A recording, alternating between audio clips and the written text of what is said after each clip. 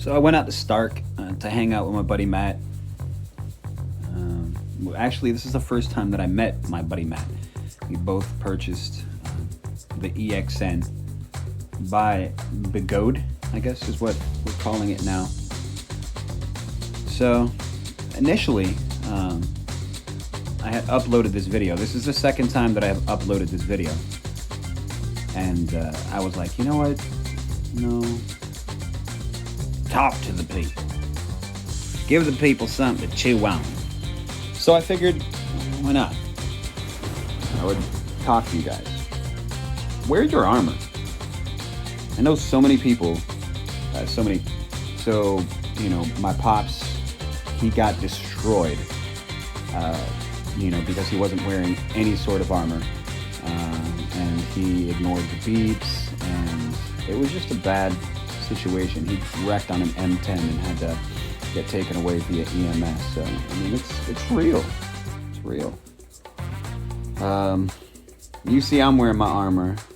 My buddy Matt, he doesn't have any right now. I actually gave him some after this ride. It left me so nervous the entire time, just watching him and seeing that happen. Knowing that he could have come off of it at any point in time, and that would just be it, and it would suck. My buddy Robbie, which is, I say buddy, a gentleman that I met via this hobby as well, he ended up getting hospitalized because he wrecked on his electric bicycle. So, wear your protective gear. Definitely wear your protective gear. And, I wanted to talk to you because this is like the most exhilarating thing that I've ever done in my life. For most people, when they see it, it's just instant. Oh my God, what is that? It's magic. And, the look on the faces of the people as you go by, there's nothing quite like it. Especially if you're fully suited. I mean, the amount of times I've been called Iron Man or Batman or, the guy from Halo, a Power Ranger.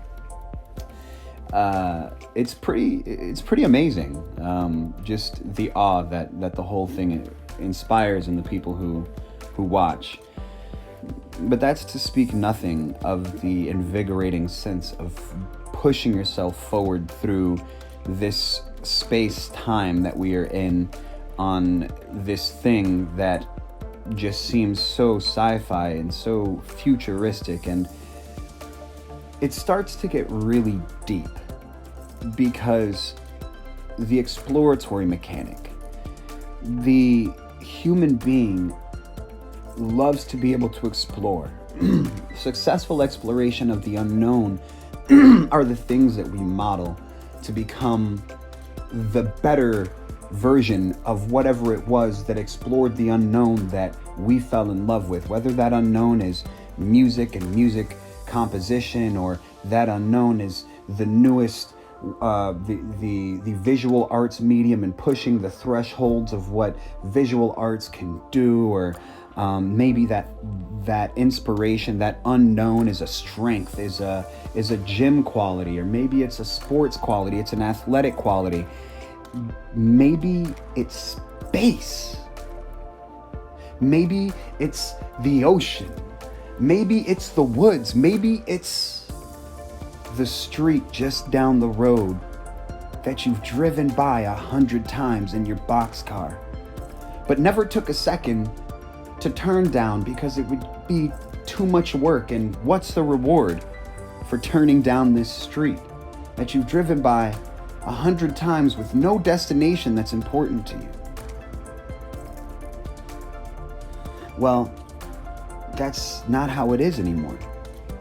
Once you get an EUC, once you know how to ride it, and everything becomes an adventure again, all of those little bumps, the little curbs, the imperfections in driveways, in parking lots, they become toys, opportunities for adventure. Suddenly the trails to the left and to the right of any given path become opportunities for testing your connection with the wheel, for testing your connection with reality, for testing your ability to enjoy and explore and come back unscathed.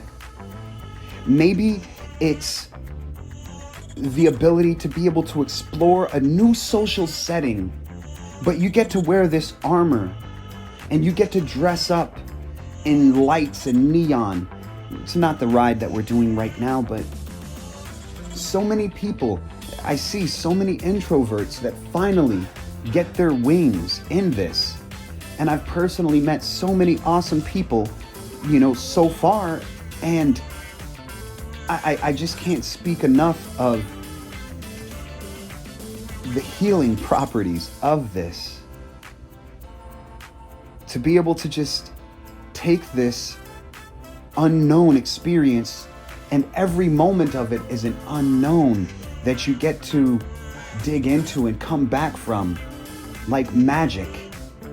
Every second that you're on the wheel is another moment dumping the good chemicals in your brain that just make you happy, that make you feel accomplished, that make you feel amazing. And it's free. I mean, there's a cost of entry to the wheel, certainly. I mean, something like this, can go $3,000. They have some wheels that are, $500, and it kind of goes in between, up and down from there, depending on if it's new or used or whatever. But this is the EXN that I'm riding, and boy, it's a one-wheeled motorcycle, and to say that it's a joy is an understatement. And to understand that I would have never met Matthew had it not been for the EUC, and here in just a bit we go and get some lunch. This is a guy that has his own monsters that he deals with, and Robbie has his own stuff that he deals with, and you know what? We're courageous enough to be able to communicate that somehow through this medium where we just feel safe and connected with this hobby, with this new experience that we get to take on together and talk about together. And the community is DIY. It's so brand new. And we're all astronauts. We are all astronauts right now, discovering new space with the 3D printers, right? Getting to be engineers, solving real-world problems for these companies. I saw there was a bearing mod to, seal the bearings for the C30 motor that's in the high-speed RS and in the EXN. And that's just so clever. And here we are, all just coming together, solving these problems together, generating economy together, generating an entire community together of subdued connectivity, of this gentle community that is so welcoming and so generous and so loving, so understanding.